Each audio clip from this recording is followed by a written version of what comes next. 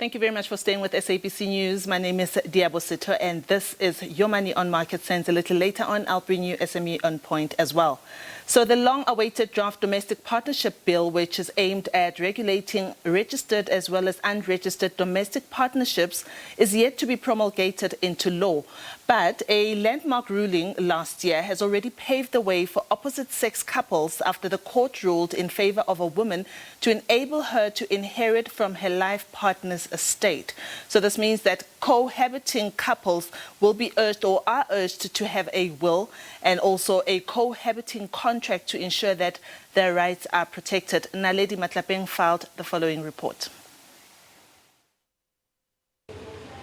The recent study by Statistics South Africa revealed that more South Africans are now delaying to tie the knot until they are much older.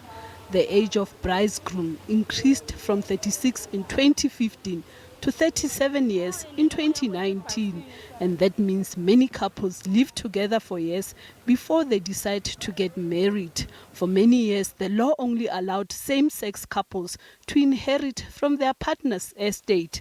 But last year, the Constitutional Court declared this unconstitutional and ordered that partners of opposite sex can also be afforded the same rights. So up until recently, a spouse in the law of succession was recognized as a person who entered into a civil marriage as husband and wife. It was same-sex marriages, customary polygamous or monogamous marriages, as well as marriages in terms of Muslim rights. And then it was limited to partners of the same sex in a permanent relationship. And this recent case in 2020, the Bwana judgment, changed it to include partners of the opposite sex. So it was a recent judgment, September 2020, and it must still be confirmed by the Constitutional Court. If you are cohabiting, ensure that you have a will to give you the authority to determine who inherits from your estate. And experts say that you should draw up a legal contract to ensure that each partner's rights are protected when you break up or one partner passes away. Buying assets together without putting this in a legal contract could lead to problems for the surviving partner. There's always best to have a will where you address these particular issues, like an immovable property bought and owned together, where you have a bond, to make provision and plan around that in your will. If you, however, die without a will, then obviously the interstate succession would determine who would inherit it, but it's complicated. Let's say, for instance, the one partner bought the house and the bond was registered in his or her name, but the partner who lived with them contributed towards the bond, even though it wasn't registered in their name. So then obviously one would have to prove that you pay towards the bond, because the property could, if it's in a will, be left to someone, to another party. It is also advisable that both partners should keep their finances separate.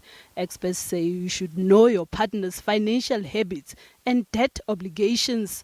And if you are renting, ensure that the lease is in both partners' name so that the other partner can be held liable in case they decide to vacate the premises, and avoid the temptation to sign surety for your partner. Love is highly romanticized, and often we do not talk about our finances, right? And there's a stigma and there's a shyness when it comes to debt, whether people are embarrassed to talk about what they owe, who they owe it to. So if you are going to live with somebody, it is best to be clear, it is best to be transparent, and it is best for both parties to lay their cards on their table, because somebody's bad credit rating can have an impact on the household's credit rating. For many years, only same-sex couples were able to inherit from their partner's estate. Now, a recent court judgment has enabled couples of the opposite sex to also be entitled to the same benefits. But you need to have a will to ensure that you dictate who should benefit from your estate. Naledi Matlapeng, SABC News, Johannesburg.